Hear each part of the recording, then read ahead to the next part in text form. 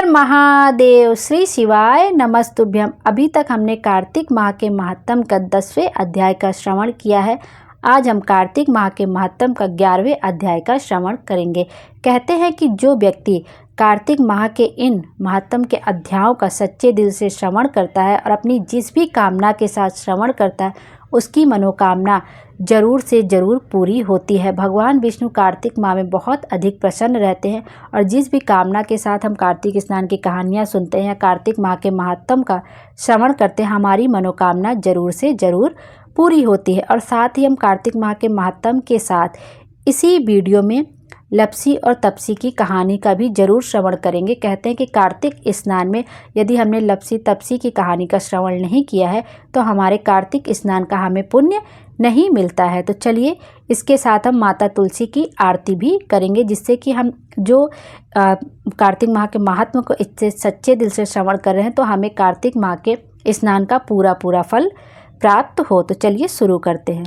जिसको जप कर जीव हो भव सागर से पार, 11वें अध्याय का कमल करे विस्तार। एक बार सागर पुत्र जलंधर अपनी पत्नी वृंदा सहित असुरों से सम्मानित हुआ सभा में बैठा था।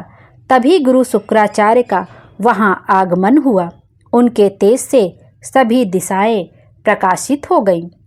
गुरु शुक्राचार्य को आता देखकर सागर पुत्र जलंधर ने असुरों सहित उठकर बड़े आदर से उन्हें प्रणाम किया।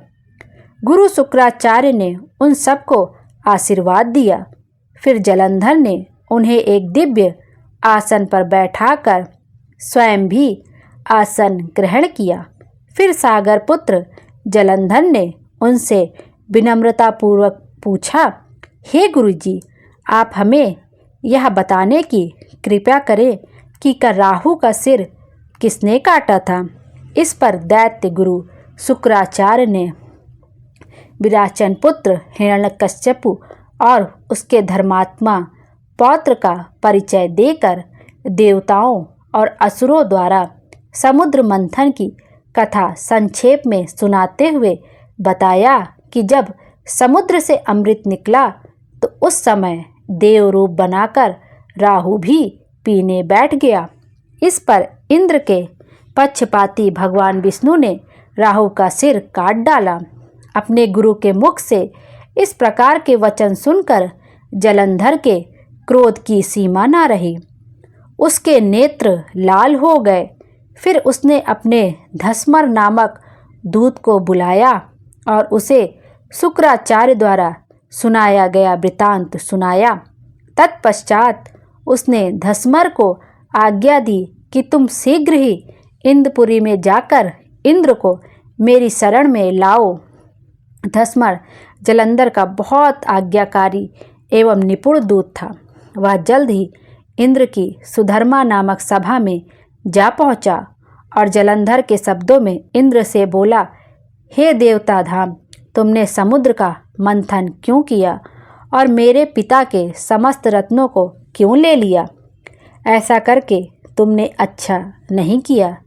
यदि तू अपना भला चाहता है तो उन सब रत्नों एवं देवताओं सहित मेरी शरण में आ जा, अन्यथा मैं तेरे राज्य को ध्वंस कर दूंगा।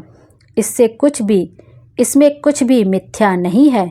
इंद्र बहुत विस्मित हुआ और कहने लगा, पहले मेरे भय से सागर ने सब पर्वतों को अपनी कुक्षी में क्यों स्थान दिया और उसने मेरे शत्रु दैत्यों की क्यों रक्षा की? इसी कारण मैंने उसके सब रत्न हरण किए हैं। मेरा द्रोही सुखी नहीं रह सकता, इसमें संदेह नहीं। इंद्र की ऐसी बात सुनकर वह दूत शीघ्र ही जलंधर के पास आया और सब बातें कह सुनाई। उसे सुनते ही वह दैत्य मारे क्रोध के अपने ओठ फड़फड़ाने लगा और देवताओं पर विजय प्राप्त करने के लिए उसने उद्घोष आरंभ किया।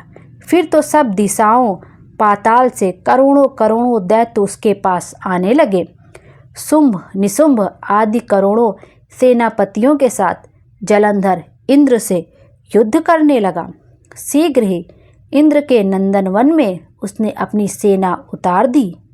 वीरों की शंख ध्वनि और गर्जना से इंद्रपुरी गूंज उठी। अमरावती छोड़ देवता उससे युद्ध करने चले। भयानक मारकाट हुई।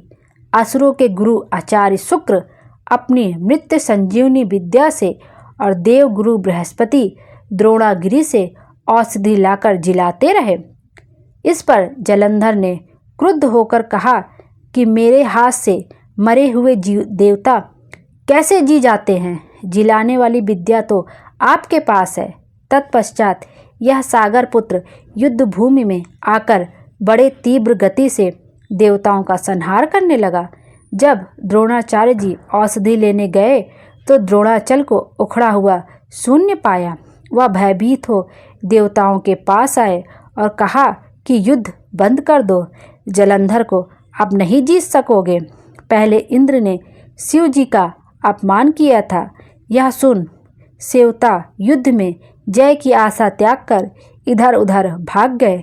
सिंधु सुत निर्भय हो अमरावती में घुस गया। इंद्र आदि सभी देवताओं ने गुफाओं में शरण ली।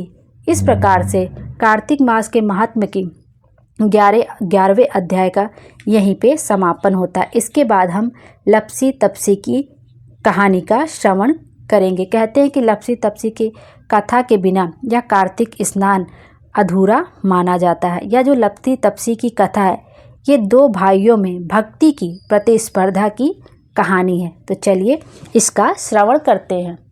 लप्सी व तप्सी दो भाई थे।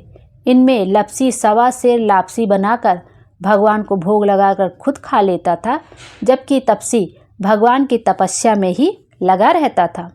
एक दिन दोनों में इस बात को लेकर विवाद हो गया कि दोनों में भगवान का बड़ा भक्त कौन है।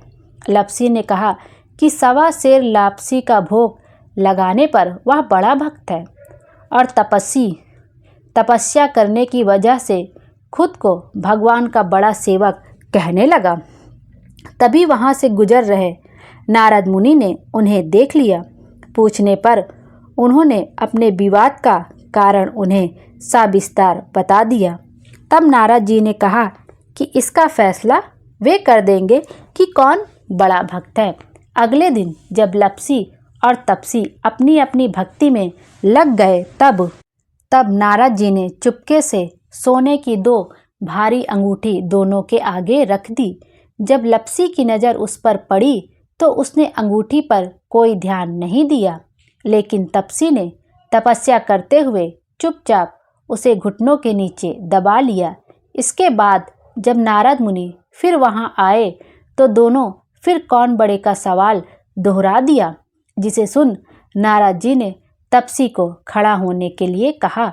खड़े होते ही तप्सी के नीचे दबी अंगूठी नीचे गिर गई, जिसके बाद नारद जी ने तप्सी से कहा कि तपस्या करने पर भी तुम्हारे मन में चोरी का भाव है, जबकि भगवान को भोग लगाकर खुद ही जीमने वाले लप्सी में ये भावना नहीं है, इसलिए दोनों में लप्सी बड़ा है।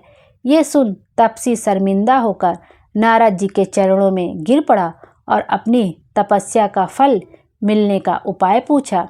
तब नारद जी ने कहा, यदि कोई गाय और कुत्ते और अन्य बेबस जानवरों को रोटी नहीं बनाएगा, गरीबों को भोजन कर दक्षिणा नहीं देगा और दिए से दिया जलाएगा, तो उसके पुण्यों का फल तुझे मिलेगा।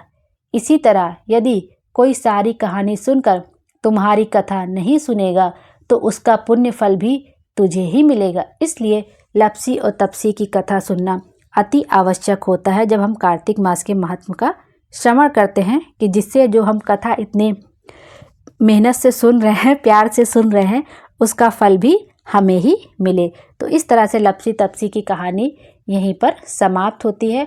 अब आइए हम माता तुलसी की साथ में आरती का श्रवण कर लेते हैं, जिससे कि हमें कार्तिक मास के महात्म का पूरा फल मिल सके। तुलसी महारानी नमो नमो, हरि की पटरानी नमो नमो, धन तुलसी पूर्ण तप कीनो, शालिग्राम बनी पटरानी, जाके पत्र मंजरी कोमल, श्रीपति कमल चरण लपटानी। तुलसी महारानी नमो नमो, हरि की पटरानी नमो नमो, धूप दीप नैवेद्य आरती, पुष्पन की वर्षा बरसानी, 56 भोग 36 व्यंजन, बिन तुलसी हरि एक न मानी। तुलसी महारानी नमो नमो, हरि की पटरानी नमो नमो, सभी सखी मैया तेरो यश गावें, भक्ति दान दी जय महारानी। नमो नमो तुलसी महारानी, तुलसी महारानी नमो नमो, हरि की पटरानी नमो नमो। जय हो तुलसी महारानी की। सबकी झोली ऐसे ही खुशियों से भरे रहिए। जो भी कार्तिक मास के महत्व को सच्चे दिल से श्रवण करे और उसकी जो भी मनोकामना, उसकी सभी मनोकामना पूर्ण हो। श्री शिवाय नमस्तुभ्यम। हर हर महादेव। यदि इस कथा को कहने में, कहानी को कहने में या तुलसी आरती कहने में मुझसे कोई कमी हो गई हो, त्रुटि हो गई हो, तो मुझे क्षमा कर दीजिएगा। भोले बाबा हम सब की मनोकामना पूरी करें और हमारे जीवन को खुशियों से भर दे। Thank you.